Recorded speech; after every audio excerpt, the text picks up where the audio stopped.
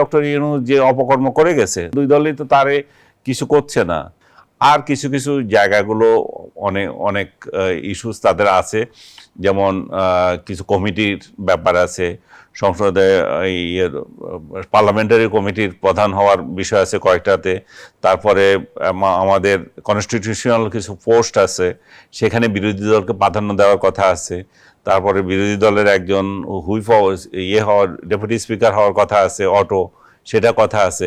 So এটা যদি বাস্তবায়ন হয়, তারা তখন তাদের নিজস্ব স্বার্থসিদ্ধির কতগুলো জিনিস পেয়ে যাবে, তারা অনেক শক্তিশালী হবে। যেটা সরকারি দল যেটা কমিটমেন্ট করেই নাই আগে, মানে এখন বিএনপি সরকারি দল বলবো না, যখন এটা সনদ বাস্তবায়িত স্বাক্ষর হচ্ছিল তখন বিএনপি এটা কমিটমেন্ট করে নাই। এখন তারা যেটুকু কমিটমেন্ট করছে সেটা দেবে।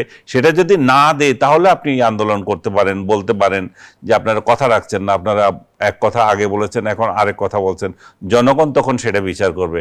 কিন্তু তাছাড়া এটা নিয়ে জনগণের কোনো মাথা ব্যথা নাই। আপনি এমন একটা সাবজেক্ট নিয়েছেন, আমার নিজেরই তো মাথা ব্যথা নাই এটা নিয়ে, যে আন্দোলন নিয়ে মানুষ কিছু চিন্তা করছে। মানুষ খেয়ে দেয়ে কীভাবে বাঁচবে সেই চিন্তা করছে। মানুষ নিজের অর্থনৈতিক অবস্থা নিয়ে খুবই উদ্বিগ্ন।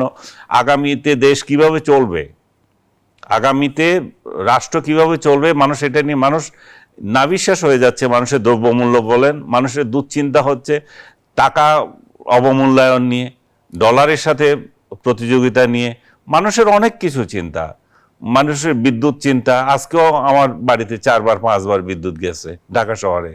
কেন যাচ্ছে আমি জানি না, এটা কি লোডশেডিং হয়েছিল না যান্ত্রিক ত্রুটি ছিল জানি না।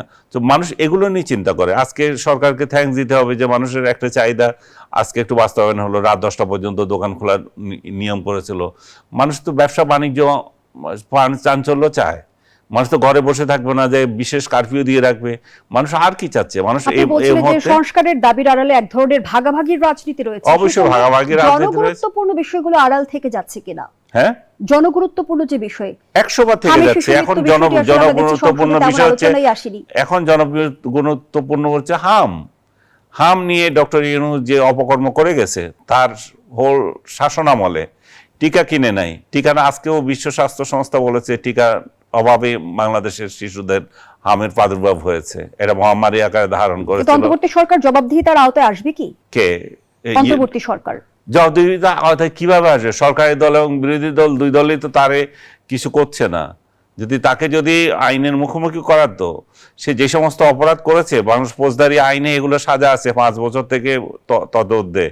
দুর্নীতি দমন কমিশন ধরলে আরো বেশি। সো এ তো কোনো বিচারই হচ্ছে না। এবং এর যত অপকর্ম করে গেছে সে ব্যাপারে সরকার নিশ্চুপ হয়ে আছে। সবচেয়ে বড় অপকর্মটা তো দেশ বিক্রি করার চুক্তি করে গেছে আমেরিকার সাথে, তাও ক্ষমতা ছাড়া 3 দিন আগে। সেটা নিয়েও কোনো কথা নাই।